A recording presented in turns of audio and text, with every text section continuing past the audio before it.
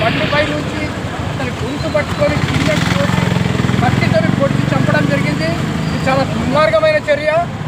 దీన్ని ఖండిస్తూ అలాగే ఈ విధి నిర్వహణలో ప్రాణాలు కోల్పోయినటువంటి కానిస్టేబుల్ ప్రమోద్ కుమార్కు ఈరోజు బోధన్ యువత తరఫున మేము నివాళులర్పించడం జరిగింది.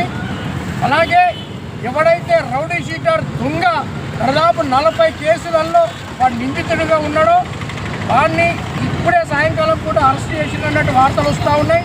వాడిని కఠినంగా శిక్షించి వాడికి ఉరి శిక్ష చేయాలని ఈ సందర్భంగా మేము డిమాండ్ చేస్తూ ఉన్నాం. అలాగే ఈరోజు ఇంకా తొందరగా వాడిని ఆ దొంగని ఆ రౌడీ షీటర్ని అరెస్ట్ చేసినటువంటి నిజామాబాద్ పోలీస్ శాఖకు మా బోధన్ యువత తరఫున ప్రత్యేక ధన్యవాదాలు తెలియజేస్తూ ఉన్నాము. అలాగే మేము మా యొక్క కానిస్టేబుల్ ప్రమోద్ కుమార్ నీ త్యాగం వృధా కాదు, మేము నిన్ను ఎప్పటికి కూడా మర్చిపోము. ఒక కానిస్టేబుల్గా నీ విధి నిర్వహణలో నువ్వు అమరుడు అయినావు, నీ త్యాగం ఎప్పటికి కూడా మేము మర్చిపోమని ఈ సందర్భంగా తెలియజేస్తూ constable Pramod Kumar, constable Pramod Kumar. Constable గారు ప్రమోద్ గారు ఈ ప్రాంతవాసి, మరి శేఖర్ నగర్ ప్రాంతానికి సత్సంబంధాలు ఉన్నాయి. అదేవిధంగా ఆయన విధి నిర్వహణలో ఒక కరడుగొట్టిన నేరస్తుడి చేతిలో హతం కావడం అనేది చాలా బాధాకరమైనటువంటి విషయము. మరి దాదాపు 40 కేసులలో ముద్దాయిగా ఉన్నటువంటి ఈ రియాజ్ అనే వ్యక్తి చేతిలో మరి ఆయన చనిపోవడము చాలా బాధాకరమైన విషయమే కాకుండా మరి అక్కడ ఉన్నటువంటి వ్యక్తులు ఎవరైతే మరి బాధ్యతను విస్మరించి మనకేంటిలే సమాజంలో ఏదైతే జరిగితే అది మనకు అనవసరమైన విషయము, మరి పోలీసుల పని పోలీసులే చేసుకుంటారు, దొంగల పని దొంగలే చేసుకుంటారు అనే విషయాన్ని మనం విస్మరించడం కూడా మన బాధ్యతను ఇవాళ గుర్తు చేసుకోవాల్సిన అవసరం ఉన్నది. కేవలము అక్కడ ఆయన ప్రాణాలు కోల్పోయే సందర్భంలో కూడా కనీసమైన మన మానవ సమాజం ఏదైనా మరి తనకు సహాయం చేస్తుంటే ఇవాళ మన కానిస్టేబుల్ ప్రమోద్ కుమార్ గారు మరి ప్రాణాలతో ఉండేవారు.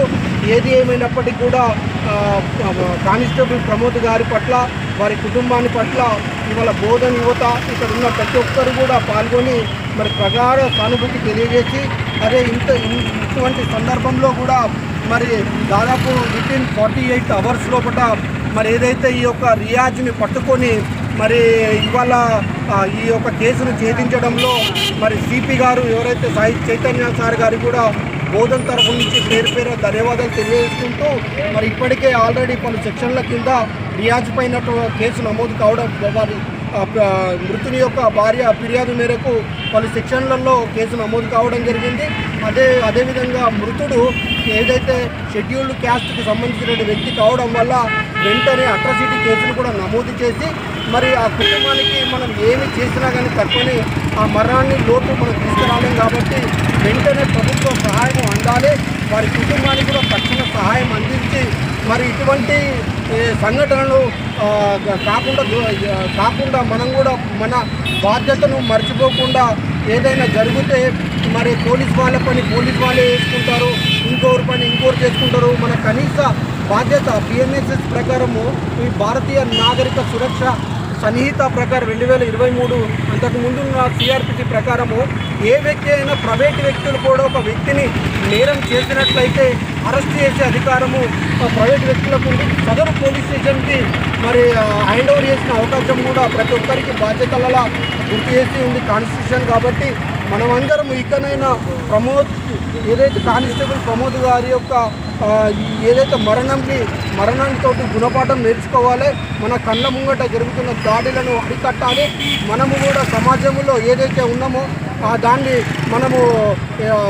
దాని విషయం పట్ల అవగాహన కలిగి ఉండాలని చెప్పేసి ఇవాళ ఆయన లేని లోటు ఇవాళ బోధన్ ముక్త కంఠంతో ఈ విషయాన్ని ఖండిస్తున్నది.